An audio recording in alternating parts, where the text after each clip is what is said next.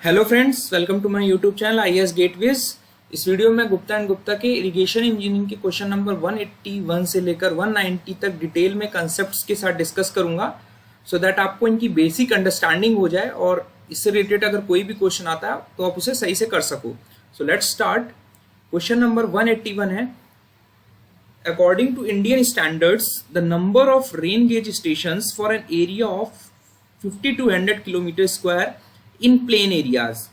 सबसे पहले मैं दो तीन टर्मिनोलॉजीज आपके साथ डिस्कस कर लेता हूं। सबसे पहली एक टर्मिनोलॉजी हमारी यूज होती है that is rain gauge density और नेटवर्क डेंसिटी। यहां पर मैंने कैचमेंट एरिया लिया हुआ है, ये अज्यूम कर लेते हैं कि this catchment area is a kilometre square. तो जो हमारे इंडिविजुअल रेन गेजेस होते हैं, ये हमारे इंडिविजुअल रेन गेजेस हैं, इनका जो कैचिंग एरिया है, अगर हम सिर्फ इंडिविजुअल रेन गेज की बात करें तो जो कैचिंग एरिया है वो हमारा बहुत कम होता है, इट इज वेरी स्मॉल। तो जब भी हमारी किसी भी पर्टिकुलर कैचमेंट एरिया में बारिश हो रही होती है तो हमारा रिप्रेजेंटेटिव पिक्चर ऑफ स्टॉर्म, यानी बारिश जो हो रही है किसी पर्टिकुलर कैचमेंट एरिया में, उसकी रिप्रेजेंटेटिव पिक्चर नहीं बनती है। इसलिए ये इंपॉर्टेंट है कि हमारे पास जो नंबर ऑफ गेजेस हैं, जो रेन गेजेस इंस्टॉल्ड हैं डिफरेंट स्टेशंस पर, इन्हें हम रेन गेज स्टेशंस बोलते हैं, वो हमारे ऑप्टिमम होने चाहिए। ऑप्टिमम इसलिए होने चाहिए कि अगर हम बहुत ज़्यादा लगा देंगे रेन गेज स्टेशंस तो वो हमारे नॉन इकोनॉमिक हो जाएंगे। तो इकोनॉमिकल कंसिडरेशंस और टोपोग्राफिकल कंसिडरेशन से हम optimum number of rain gauges determine करते हैं कि उससे हमारा रिप्रेजेंटेटिव पिक्चर ऑफ स्टॉर्म मिलेगी उस पर्टिकुलर कैचमेंट एरिया के लिए। तो रेन गेज डेंसिटी का मतलब ये है कि हमारी टोटल एरिया कैचमेंट की जो है divided by number of rain gauges, this is called rain gauge density. ये इंपॉर्टेंट टर्मिनोलॉजी है, आपको कंफ्यूज नहीं होना है। रेन गेज डेंसिटी जो है हमारी area of catchment area divided by number of rain gauges. अब because number of rain gauges हमारे ज्यादा से ज्यादा हमें रखने हैं सो दैट हमें रिप्रेजेंटेटिव पिक्चर मिल सके किसी भी पर्टिकुलर स्टॉर्म की, तो हमारा जो रेन गेज डेंसिटी होनी चाहिए वो हमारी मिनिमम होनी चाहिए। ठीक है, ये एक इंपॉर्टेंट एस्पेक्ट है। और जो रेन गेजेस हैं वो हमारे पर्टिकुलर कैचमेंट एरिया में यूनिफॉर्मली डिस्ट्रीब्यूटेड होने चाहिए। ठीक है, और जो total number of rain gauges installed within a given catchment area should neither be too many नहीं होने चाहिए। इसी वजह से हम ऑप्टिमम नंबर ऑफ रेन गेजेस की बात करते हैं, नहीं तो हमारा बहुत ही कॉस्टली अफेयर होगा and it will make give results unreliable result. Because अगर बहुत कम कर देंगे हम नंबर ऑफ रेन स्टेशंस तो हमारे रिजल्ट्स हमें अच्छा नहीं मिलेगा। तो optimum number of rain gauges के लिए हमारे पास दो प्रोविजंस हैं। एक हमारा प्रोविजन है इंडियन स्टैंडर्ड IS 4987 का, जिसमें हमारे किसी भी कैचमेंट एरिया में हमें रेन गेज स्टेशंस का क्या नेटवर्क रखना है इसके बारे में रिकमेंडेशंस दी हुई हैं। और दूसरा हमारा स्टैंडर्ड है WMO recommendations. WMO means world meteorological organisation ने हमारी कुछ रिकमेंडेशंस दी हैं optimal number of rain gauge stations के लिए। तो बेस्ड ऑन टोपोग्राफी, ठीक है, हमारे नंबर ऑफ रेन गेजेस दिए गए हैं and based on the field trials कि प्लेन एरियाज में 520 किलोमीटर स्क्वायर में एक स्टेशन हमें मिनिमम रखना है। मीन्स अगर हमारा एक कैचमेंट एरिया है, ठीक है, और यहाँ पे क्वेश्चन में दिया है कि वो एरिया हमारा 5200 किलोमीटर स्क्वायर का है, तो हमें बिकॉज प्लेन एरिया है तो हमें 520 में वन स्टेशन रखना है, तो 5200 किलोमीटर स्क्वायर में हमें 10 रेन गेजेस स्टेशंस मिनिमम रखने पड़ेंगे। ठीक है, सो दैट हमें जो रिजल्ट्स मिले वो रिलायबल मिले और हमारा जो हमें पिक्चर मिल रही है रिप्रेजेंटेटिव पिक्चर ऑफ स्टॉर्म वो हमारी पूरे कैचमेंट एरिया की हो। अब ऐसे रीजन जहां पर एवरेज एलिवेशन जो है वो 1000 मीटर्स से ज्यादा है, मींस हमारा माउंटेनियस टेरेन है ये, जो हाइट पर है वहां पर हमारी जनरली रेनफॉल ज्यादा होती है। तो जिन एरियाज में हमारी रेनफॉल ज्यादा होगी वहां पे हमें जो रेन गेज स्टेशन हैं वो पास पास लगाने पड़ेंगे। पास पास लगाने का मतलब कि हमारे कम एरिया के लिए एक स्टेशन हमें लगाना होगा।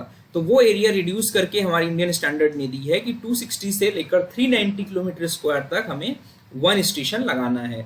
अब बहुत माउंटेनियस टेरेन में बहुत हिली एरियाज में चले जाएंगे जहां बहुत ज्यादा बारिश होती है, वहां पर आपको स्टेशन और पास में लगाने पड़ेंगे। तो वहां पर आपकी 130 किलोमीटर स्क्वायर के लिए 1 station is desirable.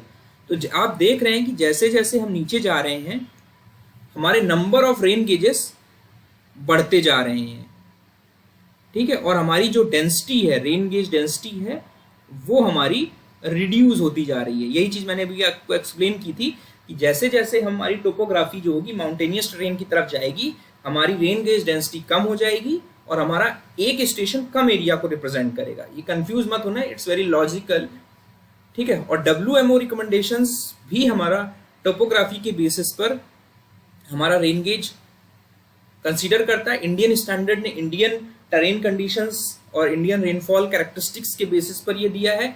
World meteorological organisation ने और भी कुछ फैक्टर्स लिए हैं, not totally based on India. इस वजह से वहां पर जो रेन गेज इंटेंसिटी है वो थोड़ा सा डिफरेंट है। तो because that is applicable to the world wide countries. तो flat regions of temperate, Mediterranean and tropical zones, ठीक है, तो वहां पर हमें जो आइडियल हमारी नेटवर्क रिक्वायरमेंट है वो है एक गेज हमें 600 से 900 किलोमीटर स्क्वायर में रखना है। और टॉलरेबल का मतलब ये है कि this is acceptable limit, means आप रेन गेज डेंसिटी बढ़ा भी सकते हो। जब आप माउंटेनियस टेरेन में जाओगे तो मैंने अभी बताया हमारी रेन गेज डेंसिटी रिड्यूस होगी, यानी नंबर ऑफ गेजेस आपको ज्यादा लगाने पड़ेंगे और नंबर ऑफ रेन गेजेस ज्यादा लगाने पड़ेंगे। इट मीन्स कम एरिया के लिए एक रेन गेज हमें लगाना पड़ेगा। तो यहाँ पर रिड्यूस होके 600 to 900 से रिड्यूस होके 100 to 250 किलोमीटर स्क्वायर के लिए हमारा एक गेज लगाना होगा।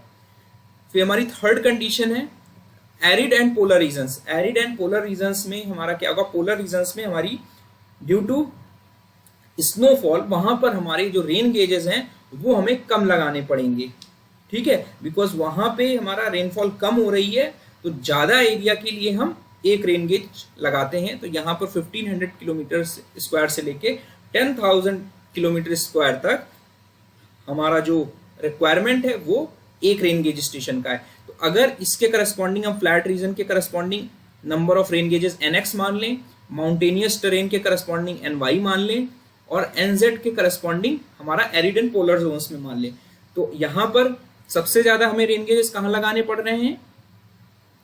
आप देखोगे तो माउंटेनियस टेरेन में तो हमारे number of rain gauge because और एरिया कम एरिया में लगाने पड़ेंगे तो नंबर ऑफ रेन गेजेस सबसे ज्यादा होंगे। उसके बाद हमारा फ्लैट रीजन जो है वहां पर है और सबसे कम हमें लगाने होंगे एरिड एंड पोलर रीजन्स में। तो ये इंपॉर्टेंट है।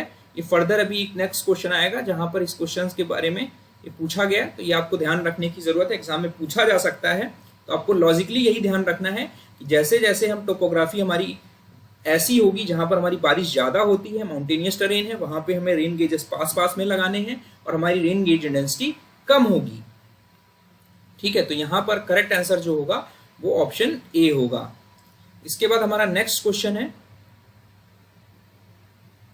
इस क्वेश्चन में हमारा maximum intensity duration frequency curves के बारे में बात कर रहा है। सो मैं थोड़ा सा यहाँ एलाबोरेट कर देता हूँ। यहाँ पर मैंने मैक्सिमम इंटेंसिटी जो रेनफॉल की हमें एक पर्टिकुलर ड्यूरेशन के लिए जब बारिश हो रही है, तो एक पीरियड जब बारिश स्टार्ट होती है कभी भी आप देखोगे तो हमारी इंटेंसिटी हमेशा ज्यादा मिलती है इनिशियल ड्यूरेशंस में, ठीक है। और जैसे जैसे रेनफॉल का ड्यूरेशन हमारा बढ़ता जाता है वैसे हमारी जो मैक्सिमम इंटेंसिटी है वो रिड्यूस हो जाती है। तो अगर एक थर्ड पैरामीटर हम और ले लें जिसे हम फ्रीक्वेंसी बोलते हैं, which is corresponding to return period या रिकरेंस इंटरवल भी बोल सकते हैं रेनफॉल का, कि हमारा इतने पीरियड के बाद इतनी मैक्सिमम इंटेंसिटी की ड्यूरेशन हमारी दोबारा हो रही है। जैसे हमारी अगर ये अज्यूम कर लें कि हम 25 ईयर रिटर्न पीरियड के लिए हम मैक्सिमम इंटेंसिटी ऑब्जर्व कर रहे हैं और मान लीजिए हमारी 6 घंटे के लिए बारिश हो रही है, तो इनिशियल स्टेज में आप देखोगे हमारी जो इंटेंसिटी है वो ज़्यादा है, over a period of time ये हमारी रिड्यूस हो रही है। तो ये हमारे जो डाटा हैं ये हमारे इंटरपोलेट करके बनाए गए हैं एंड बेस्ट फिट कर्व से ये डायग्राम हमारे निकाले गए हैं और रिग्रेशन एनालिसिस करके इनकी इक्वेशन सजेस्ट की गई हैं जो नॉर्मली जनरली यूज की जाती हैं एनालिसिस के लिए, ठीक है।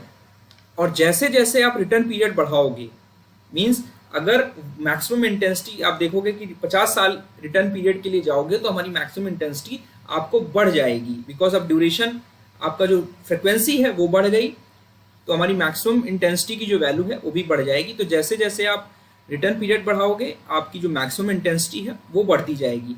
तो अगर हम ये अज्यूम कर लें कि हमारा ये रिटर्न पीरियड T2 है, ये हमारा T1 है और ये T1 के करस्पॉन्डिंग है, और हमारी जो एक पर्टिकुलर ड्यूरेशन ले लेते हैं, मान लीजिए 2 घंटे के करस्पॉन्डिंग हमने तीनों ग्राफ प्लॉट किए, तो हमारी जो पहली मैक्सिमम इंटेंसिटी मिल रही है वो I है, दूसरी मैक्सिमम इंटेंसिटी जो मिल रही है वो हमारी I1 है, और जो तीसरी हमारी इंटेंसिटी मिल रही है वो हमारी I2 है। तो आप देखोगे अगर हम रिटर्न पीरियड के ऑर्डर में अरेंज करें तो T2 is greater then T1 is greater then T, ठीक है। तो हमारी जो इंटेंसिटी है I2 is greater then I1 is greater then I, means एक पर्टिकुलर ड्यूरेशन ऑफ रेनफॉल के लिए हमारी जो रिटर्न पीरियड जैसे जैसे आप बढ़ा रहे हो हमारी जो मैक्सिमम इंटेंसिटी है वो बढ़ रही है। तो जो एम्पेरिकल जनरल इक्वेशन यूज करते हैं हम इंटेंसिटी की किसी भी पर्टिकुलर ड्यूरेशन पे, अगर ये ड्यूरेशन हम D मान लें और इंटेंसिटी मान लें कि वो उसके करस्पॉन्डिंग I है और हमारा ये जो रिटर्न पीरियड है वो हमारा T है, तो equation can be represented as this equation kt की power x d plus a की पावर n। यहाँ पर kxan जो है वो हमारे उस पर्टिकुलर कैचमेंट एरिया, जो उस पर्टिकुलर स्टेशन जहां पर हमारा रेन गेज स्टेशन लगा हुआ है उस पर्टिकुलर एरिया के रिप्रेजेंटेटिव कोफिशिएंट्स हैं जो एरिया पे डिपेंड करेंगे, ठीक है। और यहाँ पे D हमारा ड्यूरेशन ऑफ रेनफॉल है, हमारा रिटर्न पीरियड है ईयर्स में, यहाँ पर ध्यान रखें यूनिट सेंसिटिव इक्वेशन है तो रिटर्न पीरियड ईयर्स में लिखी गई है, और जो मैक्सिमम इंटेंसिटी आ रही है ये हमारी सेंटीमीटर पर आवर में लिखी गई है। तो इससे क्वेश्चन बन सकता है रिगार्डिंग हमारा की इक्वेशन किस फॉर्म में हम एक्सप्रेस कर सकते हैं और हमारी यूनिट्स क्या हैं। तो अगर आप क्वेश्चन की बात देखें कि एक स्टॉर्म है यानी रेनफॉल हो रही है किसी पर्टिकुलर कैचमेंट एरिया में, एक गिवन ड्यूरेशन है, मान लेते हैं उस ड्यूरेशन जो है वो हमारी D आवर्स है। If intensity of storm corresponding to return period of T is I, ठीक है, then intensity of storm for same duration, means हमारा D ड्यूरेशन के लिए ही देखना है, बट हमारा रिटर्न पीरियड जो है वो T1 हो गया है and T1 is greater then T। तो अभी मैंने एक्सप्लेन किया जैसे ही आप रिटर्न पीरियड बढ़ाओगे आपकी मैक्सिमम इंटेंसिटी जो होगी वो बढ़ जाएगी, तो आपकी जो इंटेंसिटी I1 होगी that will be greater than I। तो करेक्ट आंसर जो होगा वो ऑप्शन C होगा। तो आपको ग्राफिकल तरीके से इन चीजों को याद रखने की जरूरत है। यहां पर क्वेश्चन में पूछा गया है कि हमारी फ्लड की हमें प्रोबेबिलिटी निकालनी है और फ्लड की equal to or greater than 25 years flood है, मींस इसका जो हमारा रिटर्न पीरियड है या रिकरेंस इंटरवल है वो 25 ईयर है इस फ्लड का। इसका मतलब है कि 25 साल में इसके करस्पॉन्डिंग जो हमारा मान लेते हैं कि मैग्नीट्यूड जो होगा वो फ्लड का x होगा, तो ये मैग्नीट्यूड का जो फ्लड है x0 मान लेते हैं, तो x is greater than or equal to x0 की जो प्रोबेबिलिटी है वो हमारी रिटर्न पीरियड के इनवर्सली प्रोपोर्शनल होगी, या 1/t लिख सकते हैं। मींस इस फ्लड के करस्पॉन्डिंग, इस रिटर्न पीरियड के करस्पॉन्डिंग जो हमारा फ्लड मैग्नीट्यूड है उस मैग्नीट्यूड से ज्यादा या उसके बराबर का फ्लड हमारा 25 साल में एक बार आ सकता है, इसका मतलब ये है। एंड यहां पर बोल रहा है कि जब हमारा वो 2 बार आए इन नेक्स्ट 3 इयर्स, इसकी क्या प्रोबेबिलिटी है, तो वो निकालने के लिए हम बाइनोमियल डिस्ट्रीब्यूशन का यूज करते हैं। यहाँ पे मैंने उसका कंसेप्ट एलेबोरेट किया है।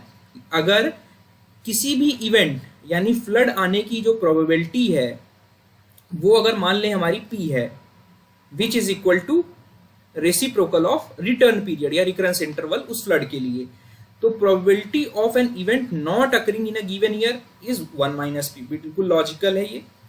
बाइनोमियल डिस्ट्रीब्यूशन का हम यूज करेंगे to find the probability of occurrence of event, यानी फ्लड r टाइम्स आए n सक्सेसिव ईयर्स में। जैसे तो अगर यहाँ पे देखें कि r की वैल्यू हमारी 2 टाइम्स दिया हुआ है और n की वैल्यू जो दिया है वो 3 दिया है, कि 2 बार फ्लड आ रहा है इस मैग्नीट्यूड या इस मैग्नीट्यूड से ज्यादा का, इसका रिटर्न पीरियड 25 ईयर्स है, इन नेक्स्ट 3 सक्सेसिव ईयर्स में। उसके लिए प्रोबेबिलिटी का जो हमारा फॉर्मूला है बाइनोमियल डिस्ट्रीब्यूशन से लिखाया हुआ है, and this is based on the random hydrological event rainfall of given magnitude and exceedance probability occurring r times in n successive years। तो ये हमारा इस बाइनोमियल डिस्ट्रीब्यूशन को एक्सप्रेस किया हुआ है इस फॉर्म में।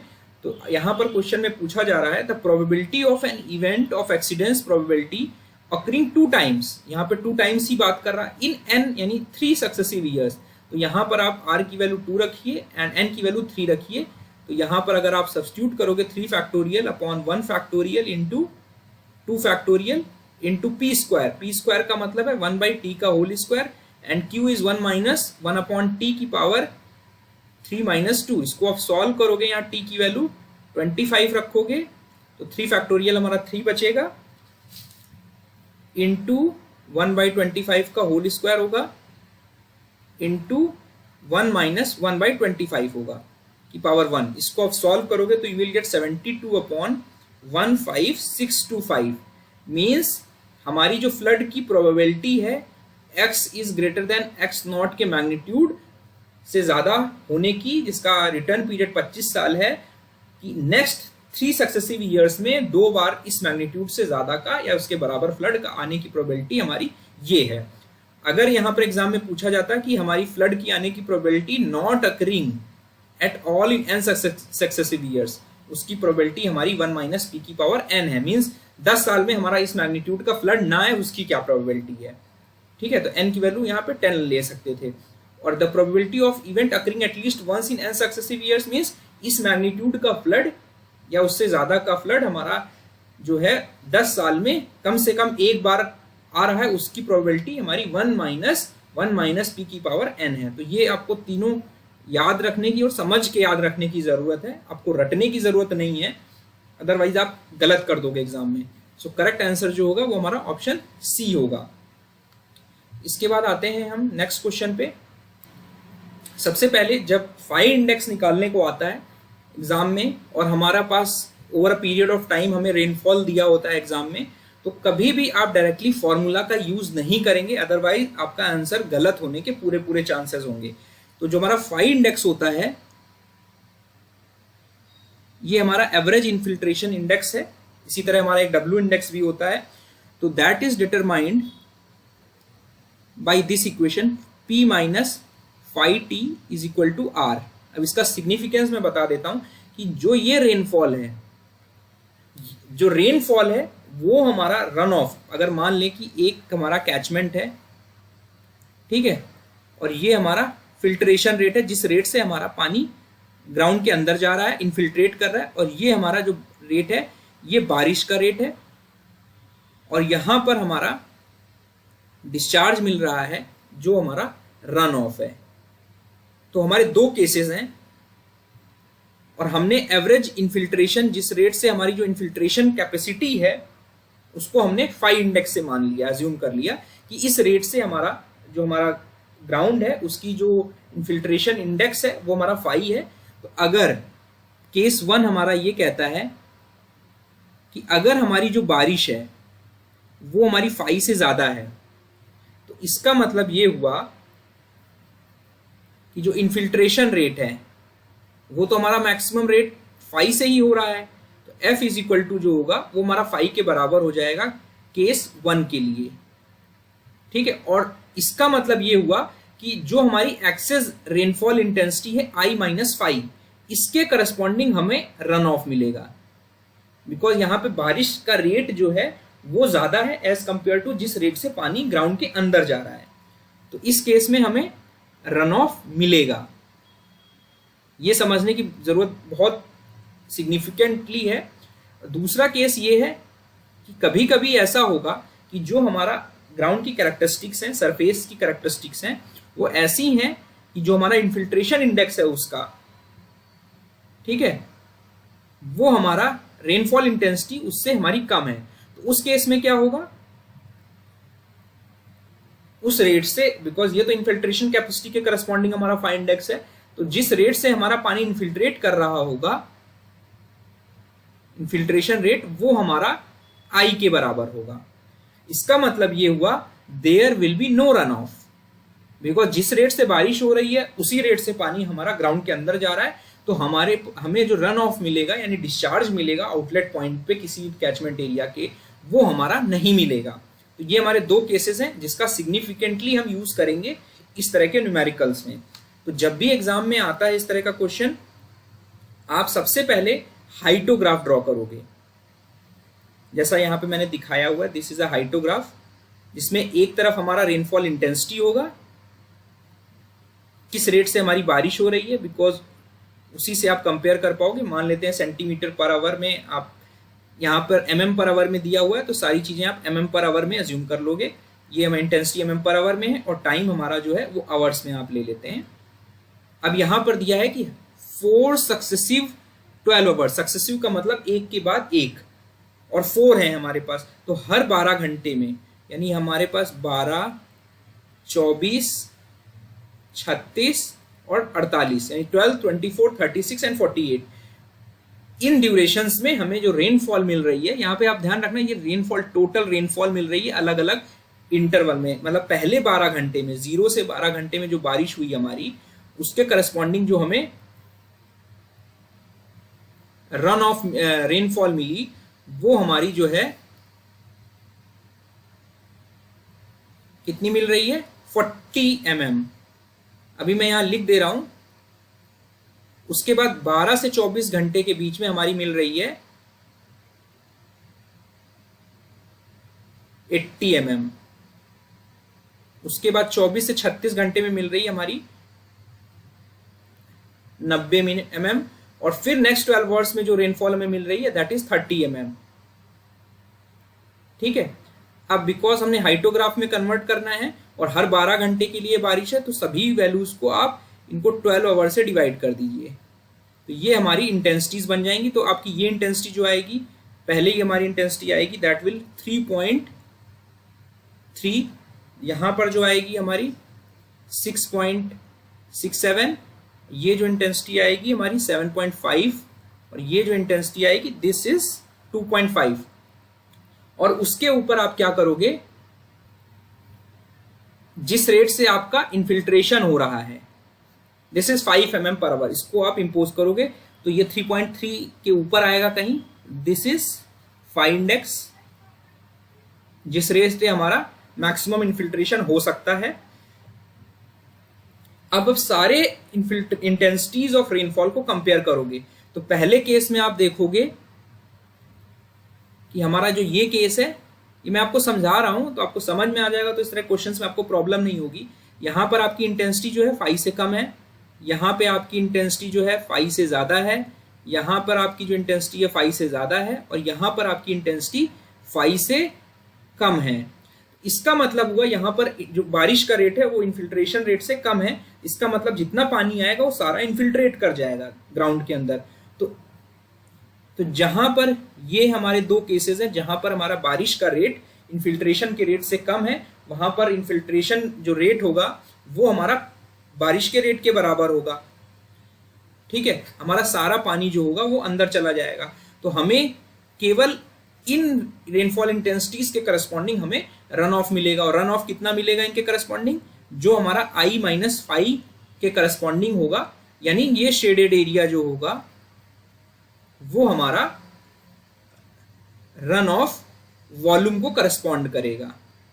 तो अब आपको क्या करना है, रन ऑफ वॉल्यूम निकालना है। तो ये जस्ट बार डायग्राम है, इनको अगर आप इनको सिंप्लीफाई करोगे तो you will gate 6.67 minus of 5 mm per hour, units का खास ध्यान रखें, इंटू 12, बिकॉज ये हमारी इंटेंसिटीज हैं, प्लस आपका 7.5 माइनस 5 इंटू 12, इसको आप सॉल्व करोगे तो यू विल गेट 50 mm। इसका मतलब हुआ कि हमारा जो टोटल रन ऑफ मिल रहा है इस आउटलेट पॉइंट पे, इस हाइटोग्राफ के करस्पॉन्डिंग, वो हमारा 50 mm मिल रहा है। तो यहां पर करेक्ट आंसर जो होगा वो हमारा 50 mm होगा। आपको डायरेक्टली ये फॉर्मूला नहीं अप्लाई करना है, ये इंपॉर्टेंट चीज है। जब आपका इस तरह over a period of rainfall, हमारा रेनफॉल ड्यूरेशंस के करस्पॉन्डिंग हमारा रेनफॉल डेप्थ दिया हो, तो आपको हमेशा हाइड्रोग्राफ बना के करना है। यहां पर एक 6 आवर यूनिट हाइड्रोग्राफ दिया है। यूनिट हाइड्रोग्राफ का मतलब है हमारा जो यूनिट रेनफॉल एक्सेस है वो हमारा 1 सेंटीमीटर ओवर कैचमेंट एरिया है, और 6 आवर्स जो ड्यूरेशन है ये हमारा ड्यूरेशन ऑफ रेनफॉल एक्सेस है। Means 1 centimetre run off rainfall excess हमारा लगातार 6 घंटे के लिए मिल रहा है, जो कि यूनिफॉर्मली डिस्ट्रीब्यूटेड है, यूनिफॉर्म डेप्थ का। और जो कैचमेंट की एरिया है वो हमारी, ये हमारा आउटलेट पॉइंट है, और इस कैचमेंट का एरिया जो है वो हमारा 180 किलोमीटर स्क्वायर है। और इसके करस्पॉन्डिंग हमारा जो हाइड्रोग्राफ बन रहा है वो एक ट्राइंगुलर हाइड्रोग्राफ है, जिसमें जिसका पीक दिया हुआ है हमारा QP is 10 metre cube per second. इसके कॉन्सेप्ट के बारे में मैंने जस्ट प्रीवियस वीडियो में रिसेंटली डिस्कस किया था। और टाइम बेस हमारा मतलब ये है कि from the start of the hydrograph, outlet point में जिस टाइम से हमें डिस्चार्ज मिल रहा है उस टाइम से लेके उस पॉइंट तक, जब तक हमें डिस्चार्ज मिलता रहेगा, रेनफॉल एक्सेस जो भी हमें हमारी स्टोरेज हुआ over a period of time हमें डिस्चार्ज मिलेगा, तो वो उस पर्टिकुलर हाइड्रोग्राफ के लिए हमारा टाइम बेस कहलाएगा। यानी peak time plus recession time जो होगा, रिसेशन टाइम में हमारा जो कैचमेंट में पानी स्टोर हुआ बारिश के दौरान, वो हमारा रेनफॉल एक्सेस के फॉर्म में हमें आउटलेट पॉइंट पर मिलता है। तो हमारा स्टोरेज क्या होगा, रिसीड करेगा यानी डिप्लीट करेगा। तो टोटल जो टाइम होगा, this is called time base. और पीक टाइम हमारा इनिशियल टाइम जब से हमें रेनफॉल एक्सेस के करस्पॉन्डिंग डिस्चार्ज मिलना स्टार्ट हुआ टू द पॉइंट जब हमें पीक वैल्यू मिली। तो this is summation of this. तो हमारा जो शेडेड एरिया होगा इस हाइड्रोग्राफ का, वो क्या होगा, hydrograph is a graphical representation of discharge and time. तो शेडेड एरिया करोगे तो half into base into time, जो एरिया लेना है वो शेप ऑफ हाइड्रोग्राफ पे डिपेंड करेगा। तो यहाँ पर ट्राइंगुलर हाइड्रोग्राफ है तो area is area of triangle. हमारा पीक डिस्चार्ज जो मिल रहा है 10 क्यूबिक मीटर पर सेकंड मिल रहा है। टाइम हम मान लेते हैं TB है, टाइम बेस आवर्स, ये आवर्स में है। तो because discharge is in metre cube per second, तो यहाँ पर सेकेंड को कैंसिल आउट करने के लिए आवर्स को आप सेकेंड्स में कन्वर्ट कर लेंगे। तो you will gate 3600 into 5 into TB। तो ये हमारा शेडेड एरिया जो होगा इस कैचमेंट एरिया से जो वॉल्यूम ऑफ रन ऑफ मिल रही है उसके बराबर होगी, ठीक है, corresponding to 6 hour rainfall access.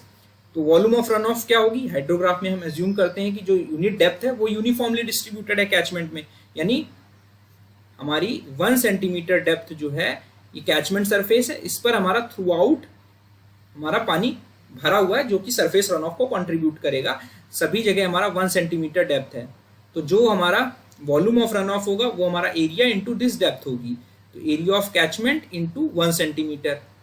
इसको आप यूनिट कन्वर्जन्स का खास ध्यान रखेंगे जब आप इनको सॉल्व करेंगे। एरिया हमारा कैचमेंट का 180 किलोमीटर स्क्वायर, इसको मीटर स्क्वायर में कन्वर्ट कर लेते हैं, 1 सेंटीमीटर को भी मीटर में कन्वर्ट कर लेते हैं, तो ये मीटर क्यूब में आ जाएगा। तभी इसको आप इक्वेट कर सकते हो डायरेक्टली।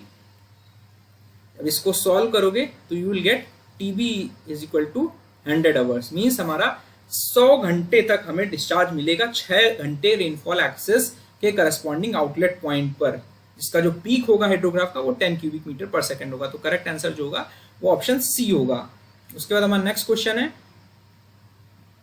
यहाँ पर percentage of rain gauge stations which should be equipped with self recording rain gauges for knowing the intensity of rainfall. जो हमारे सेल्फ रिकॉर्डिंग रेन गेजेस होते हैं उनमें हमें कॉन्टिन्यूअस रिकॉर्डिंग ऑफ रेनफॉल मिलती है, और हमारा जो इंडियन स्टैंडर्ड 5235 है उसमें जो हमारा सेल्फ रिकॉर्डिंग रेन गेज है वो हमारा natural siphon type rain gauge है। इसके बारे में, इसकी फंक्शनिंग, इसकी वर्किंग के बारे में डिटेल पहले बता चुका हूँ, सो यहाँ बहुत डिटेल में मैं नहीं जा रहा हूँ। और this is called float type rain gauges. तो जो हमारी रिकॉर्डिंग होती है इन रेन गेजेस से वो इस तरह मास कर्व ऑफ रेनफॉल के फॉर्म में मिलती है।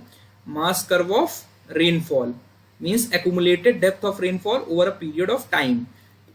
यहाँ पर आप देख रहे हैं, यहाँ से हमारी बारिश स्टार्ट हुई, ये हमारा इस तरह ग्राफ बन रहा है, and this is a vertical line. Vertical line हमारी ये इंडिकेट कर रही है there is a sudden emptying of float chamber.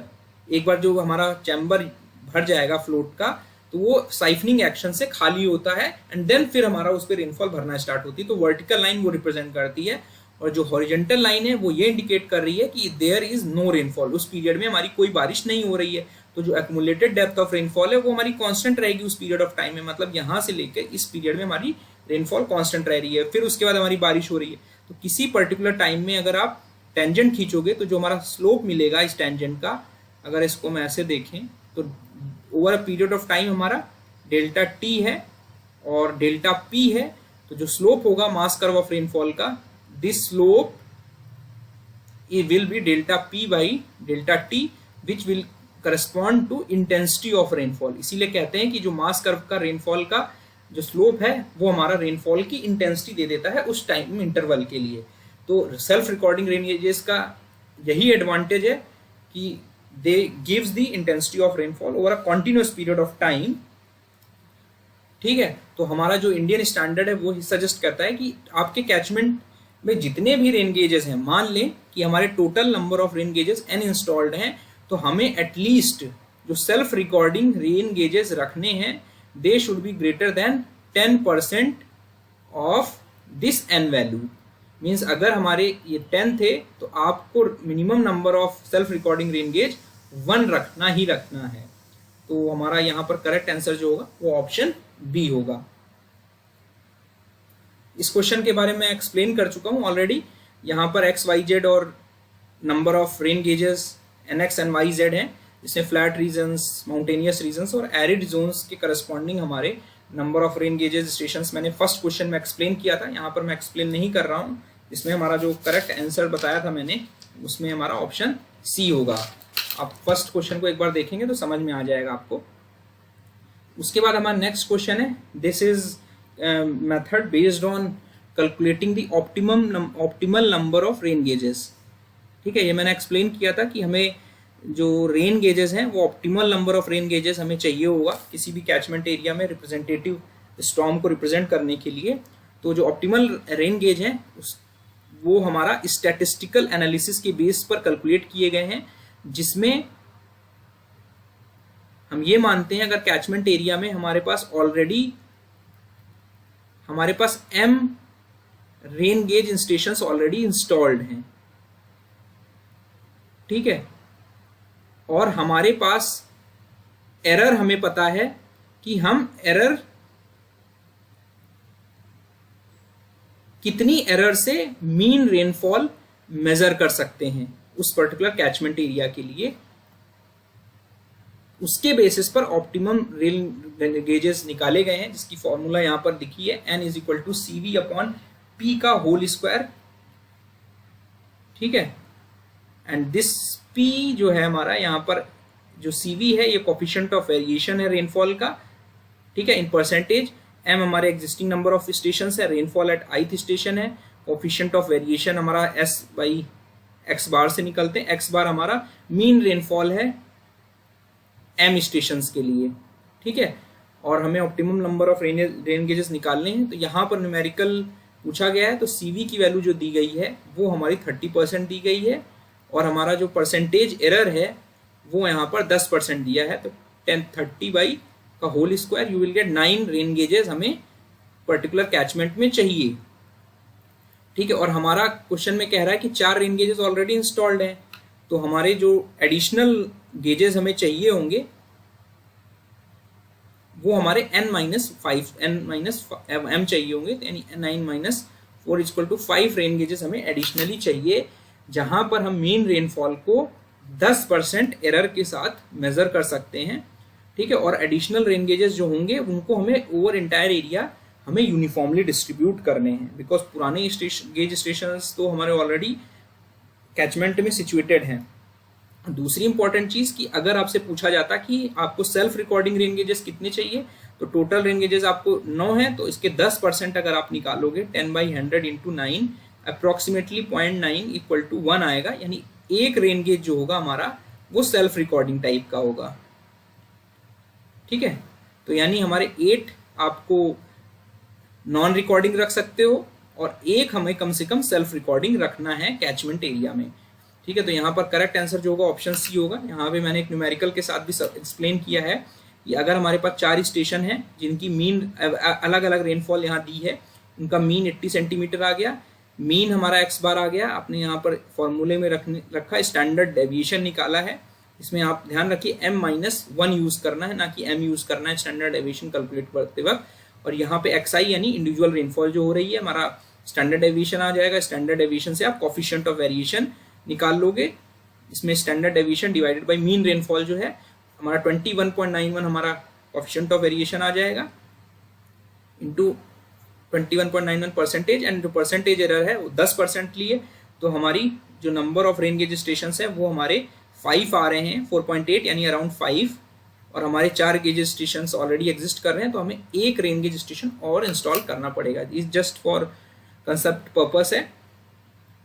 उसके बाद हमारा नेक्स्ट क्वेश्चन है, under identical conditions the evaporation from sea water is less than that of fresh water.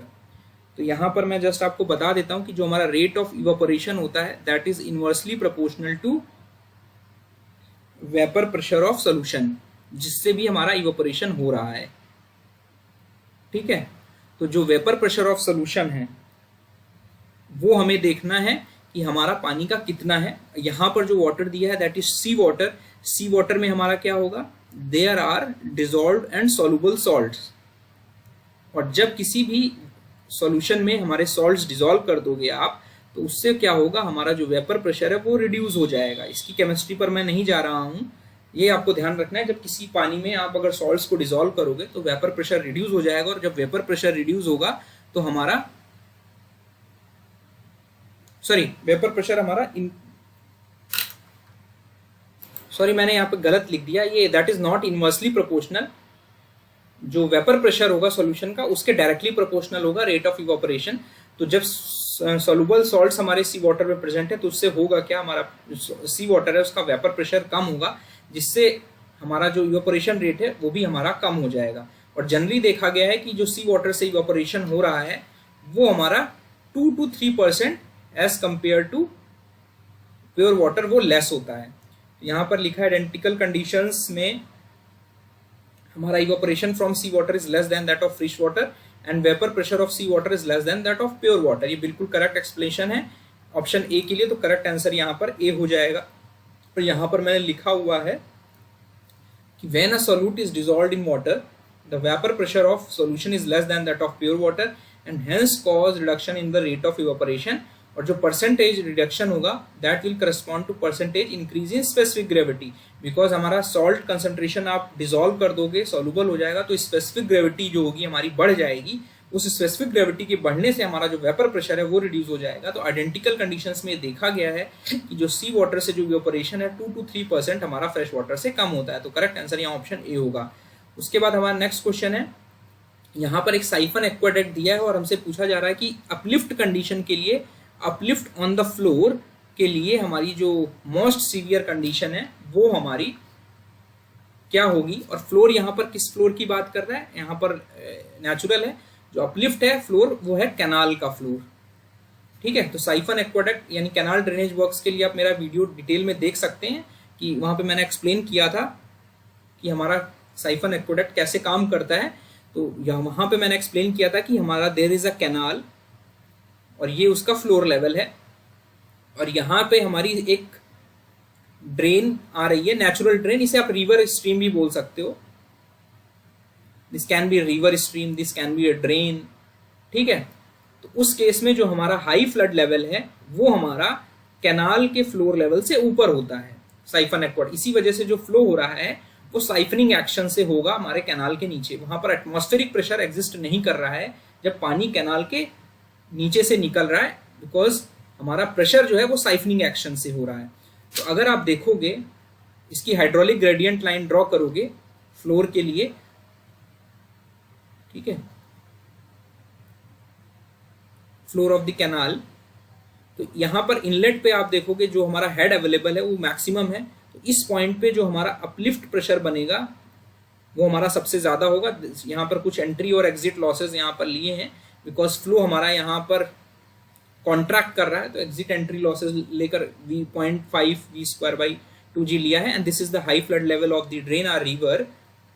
ठीक है, और जैसे जैसे आप जा रहे हो तो हमारा hydraulic gradient line because in the down stream direction reduce होती जाएगी और हमारा कुछ अपलिफ्ट इस तरह आएगा। तो आप ये क्लियरली आपको समझ में आ रहा है कि ये हमारा अपलिफ्ट प्रेशर तब ज्यादा होगा जब हमारा जो ड्रेन है वो फुल फ्लो पर चल रहा होगा। फुल फ्लो का मतलब है कि हाई फ्लड लेवल पर चल रहा होगा। ठीक है, मींस ये पानी तो भरा होना चाहिए, चल रहा होना चाहिए, अपलिफ्ट कंडीशन जिसके लिए हमें डिजाइन करना है, तभी हमारा अपलिफ्ट प्रेशर डेवलप होगा, अदरवाइज अपलिफ्ट प्रेशर डेवलप ही नहीं होगा। अब क्रिटिकल कंडीशन वो होगी जब हमारा सबसे ज्यादा अनस्टेबल होगा कैनाल का जो फ्लोर है, तो वो हमारा केस तब होगा कि जब कैनाल हमारा ड्राई होगा। ड्राई के केस में हमारा काउंटर बैलेंस करने के लिए कुछ भी नहीं रहेगा, क्योंकि कभी कभी ऐसी सिचुएशन होती है कि कैनाल हमारा ड्राई हो जाता है। उस केस में हमारा इसको काउंटर बैलेंस करने के लिए कोई भी डाउनवर्ड डायरेक्शन में वाटर का प्रेशर एग्जिस्ट नहीं करेगा। इस वजह से हमारी कैनाल फुल फ्लो में चले, ड्रेन जो रिवर है वो फुल फ्लो में चले, एचएफएल पर चले, और कैनाल हमारी ड्राई पर चले। बिकॉज अगर कैनाल फुल फ्लो में चलेगी तो हमारा, अगर आप देखोगे, अगर हम ये मान लें कि कैनाल भी हमारी फुल फ्लो में चल रही है, तो अगर हमारा अपलिफ्ट प्रेशर फ्लोर पर कुछ इस तरह था, this is the uplift pressure at the bottom of the floor of the canal. अगर कैनाल में पानी चल रहा होगा तो उसका काउंटर वेट करेगा हमारा वाटर, तो हमारा नेट जो अपलिफ्ट होगा वो रिड्यूस हो जाएगा। This will be the net uplift. तो हमारी जो कंडीशन है ये हमारी क्रिटिकल नहीं होगी। बट जब ड्राई होगा, ड्राई के केस में हमारा सिर्फ और सिर्फ ये अपलिफ्ट होगा, अपलिफ्ट प्रेशर डाउनवर्ड डायरेक्शन में there is no counter balancing pressure from the water, because canal हमारा ड्राई चल रहा है। तो हमारा जो क्रिटिकल कंडीशन होगा वो ये होगा कि कैनाल हमारा ड्राई चले और हमारा जो ड्रेन है यानी रिवर है वो हमारा हाई फ्लड लेवल पे चले। तो वो क्रिटिकल कंडीशन हमारी अपलिफ्ट कंडीशन के लिए क्रिटिकल होगी for siphon aqueduct. I hope मेरा वीडियो आपको पसंद आया होगा। इस तरह के वीडियोस में फर्दर बनाता रहूंगा। Thank you.